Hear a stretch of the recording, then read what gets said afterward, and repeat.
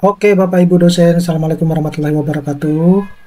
Ada informasi yang bisa saya share kepada Bapak Ibu dosen. Mudah-mudahan ini bisa bermanfaat ya terkait dengan dunia perdosenan, dunia akademik ya.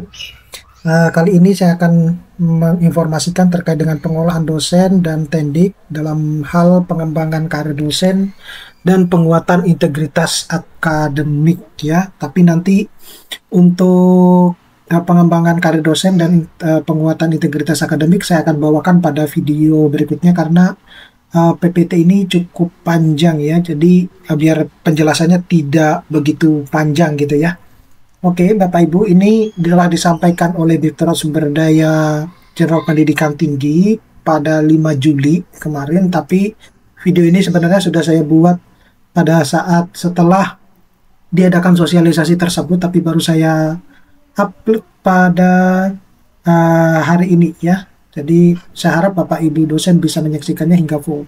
Nah, sebelum saya mau membahas informasi ini, saya menginformasikan kepada Bapak Ibu dosen bahwa bagi Bapak Ibu dosen yang berminat untuk mendownload prompting ChatGPT yang bisa digunakan untuk kegiatan Tridharma ya, terutama untuk menulis jurnal internasional bereputasi dengan cara yang cepat ya, jurnal nasional terakreditasi maupun buku, Bapak Ibu dosen bisa mendownloadnya melalui link yang sudah saya sediakan pada deskripsi video saya ya, ataupun bisa juga mengikuti follow Instagram saya dan Facebook saya, karena biasanya ketika saya workshop terkait dengan penulisan artikel dan terkait dengan kebijakan-kebijakan pemerintah dalam hal peningkatan karir dosen, biasanya saya share di sosial media saya.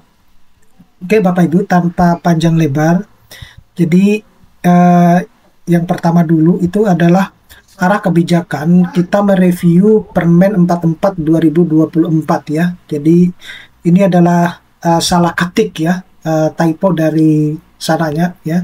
Semestinya kan review ya, IW ya, terkait dengan Permen 44 2024 yang pada akhirnya juga sepertinya akan diaktifkan.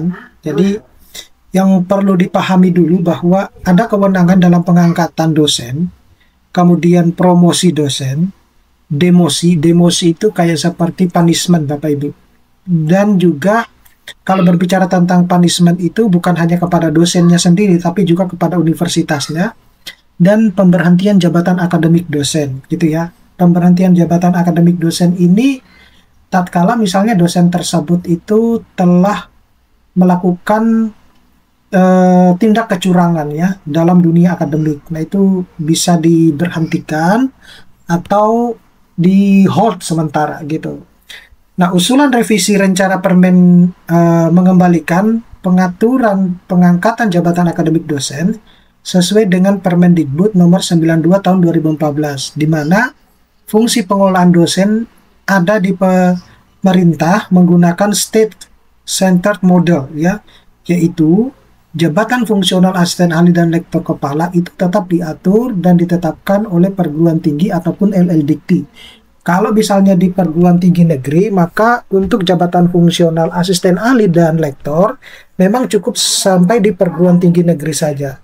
Nah, sedangkan untuk yang perguruan tinggi swasta, maka usulannya itu sampai pada LLDikti ya, LLDikti setempat. Yang kedua, khusus untuk jabatan fungsional lektor kepala dan profesor tetap diatur dan ditetapkan oleh kementerian. Jadi sebenarnya kalau kita merujuk kepada Permendikbud nomor 44 tahun 2024, sebenarnya untuk dua poin ini tidak ada perubahan ya. Jadi yang pengusulan jabatan asisten ahli, jabatan fungsional asisten ahli dan lektor kepala tetap pada perguruan tingginya untuk PTN dan PTS sampai ke LLDikti. Sedangkan untuk yang jabatan fungsional lektor kepala maupun guru besar itu tetap harus ke pusat ya, atau ke kementerian. Itu bahasa gampangannya seperti itu.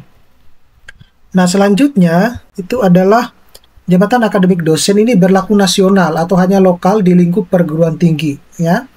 Jadi dikembalikan ke sebelum Permen 44 tahun 2024 untuk jabatan akademik yang berlaku nasional Bapak Ibu. Nah, usulan revisi rancangan peraturan menteri ini mengembalikan pengaturan jabatan akademik dosen berlaku nasional sesuai dengan Permendikbud nomor 92 tahun 2014, yaitu kualifikasi dan kriteria maupun tugas dan tanggung jawab serta wewenang pada setiap jenjang akademik dosen diatur oleh menteri dan berlaku secara nasional. Ya, saya kira kalau untuk jabatan akademik fungsional itu berlaku nasional ya, tidak ada yang berlaku hanya cuma di lingkup perguruan tingginya ya, karena misalnya ini keterkaitan dengan pembayaran tunjangan jabatan fungsional dan lain sebagainya. Nah, tidak membuka peluang kepada perguruan tinggi untuk kualifikasi dan kriteria, tugas, tanggung jawab, dan wewenang pada setiap jenjang akademik. Nah, jabatan akademik dosen yang berlaku nasional itu diakui sama di seluruh perguruan tinggi nasional, baik itu PTN maupun PTS. Nah, kemudian ini adalah pengembangan modul digital untuk kompetensi dosen dan tenaga kependidikan. Jadi, ada informasi bahwa Bapak Ibu dosen itu bisa membuat ya modul digital yang dikompetensikan. Ya, yang kompetensi untuk kompetensi dosen dan tenaga pendidik. Tujuannya seperti apa? Jadi, tujuannya itu adalah meningkatkan kualitas dan ketersediaan tema pembelajaran digital yang dapat diakses secara daring, terbuka, dan luas oleh dosen maupun tenaga kependidikan. Yang kedua, mendorong pemanfaatan platform MOOCs dalam pengembangan dan penyebaran tema pembelajaran sebagai bagian dari ekosistem pembelajaran digital nasional. Dan yang ketiga itu mendukung peningkatan kompetensi dosen dan tenaga kependidikan baik dalam bidang pedagogik, teknologi, informasi. Nah, pendanaan di sini itu kurang lebih 50 juta per modul gitu ya. Jadi cukup besar ya. Kemudian untuk kategori modul digital, jadi tema materi pedagogik dosen ini ditujukan untuk pelatihan pekerti maupun AA gitu. Nah, tema materi peningkatan kompetensi dosen dalam ini adalah kompetensi profesional, manajerial, leadership, kompetensi sosial, kepribadian, dan kompetensi teknologi digital. Nah, tema materi peningkatan kompetensi tenaga kependidikan dalam hal ini adalah kompetensi manajerial, leadership, self-improvement, dan teknologi informasi. Nah, targetnya itu adalah 150 modul ya yang harus dibuat.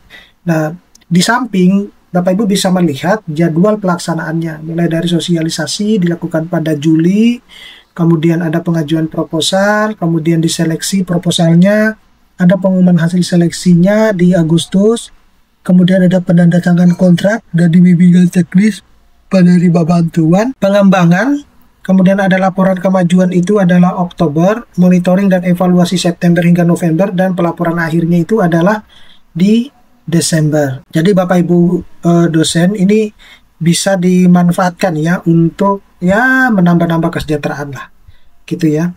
Nah, kemudian ini adalah layanan pembinaan dan pengembangan sumber daya dosen. Jadi ada beberapa aspek di dalamnya. Yang pertama itu adalah pendaftaran dan pemutahiran data dosen ya. Jadi kita memastikan bahwa data kita itu akurat. Kemudian ada pengolahan kinerja dosen. Jadi dialog kinerja yang konstruktif untuk meningkatkan kinerja. Berikutnya adalah proses kenaikan jabatan akademik dosen. Dalam hal ini adalah penjaminan kelancaran dan kepastian layanan pembinaan dan pengembangan profesi dan karir dosen.